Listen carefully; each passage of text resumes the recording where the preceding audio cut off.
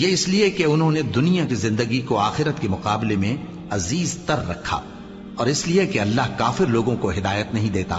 یہی لوگ ہیں جن کے دلوں پر اور کانوں پر اور آنکھوں پر اللہ نے مہر لگا رکھی ہے، اور یہی غفلت میں پڑے ہوئے ہیں۔ کچھ شک نہیں کہ آخرت میں یہی لوگ خسارہ پانے والے ہوں گے۔ پھر جن لوگوں نے ایذائیں اٹھانے کے بعد ترک وطن کیا، پھر جہاد کیا اور ثابت قدم رہے، تمہارا پروردگار ان کو بے شک ان آزمائشوں کے بعد بخشنے والا ہے، رحمت کرنے والا ہے۔ جس دن ہر شخص اپنی طرف سے جھگڑا کرنے آئے گا اور ہر شخص کو اس کے اعمال کا پورا پورا بدلہ دیا جائے گا اور کسی کا نقصان نہیں کیا جائے گا۔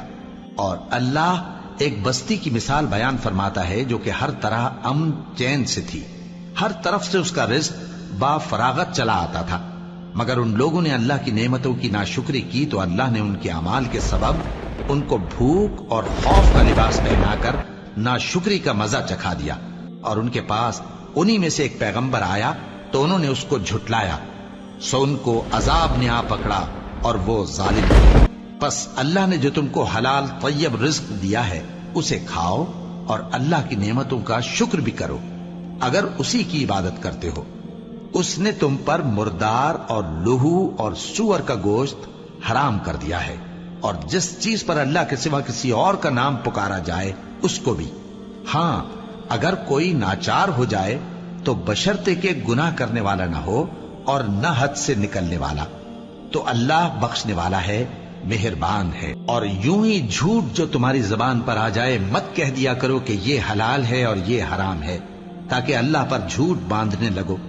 جو لوگ اللہ پر جھوٹ باندھتے ہیں ان کا بھلا نہیں ہوگا۔ جھوٹ کا فائدہ تو تھوڑا سا ہے، مگر اس کے بدلے ان کو عذاب علیم بہت ہوگا۔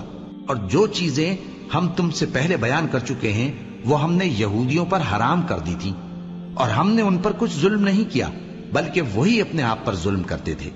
پھر جن لوگوں نے نادانی سے غلط کام کر لیا پھر اس کے بعد توبہ کی اور نیکوکار ہو گئے تو تمہارا پروردگار ان کو توبہ کرنے اور نیکوکار ہو جانے کے بعد بخشنے والا ہے، رحمت کرنے والا ہے۔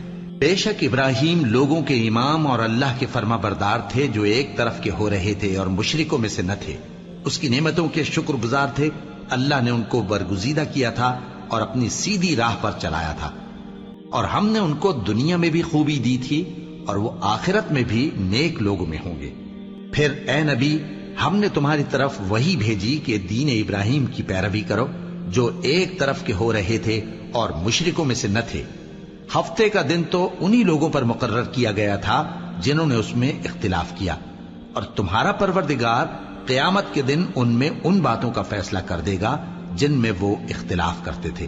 اے پیغمبر لوگوں کو حکمت اور نیک نصیحت سے اپنے پروردگار کے رستے کی طرف بلاؤ اور بہت اچھے طریق سے ان سے مناظرہ کرو۔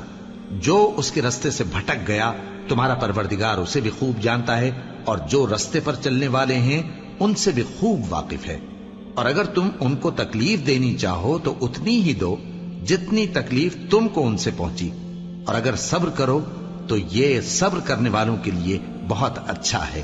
اور صبر ہی کرو، اور تمہارا صبر بھی اللہ ہی کی مدد سے ہے، اور ان کے بارے میں غم نہ کرو، اور جو یہ سازشیں کرتے ہیں اس سے تنگ دل نہ ہو۔ کچھ شک نہیں کہ جو پرہیزگار ہیں اور جو نیکوکار ہیں اللہ ان کا مددگار ہے۔ اللہ اکبر، اللہ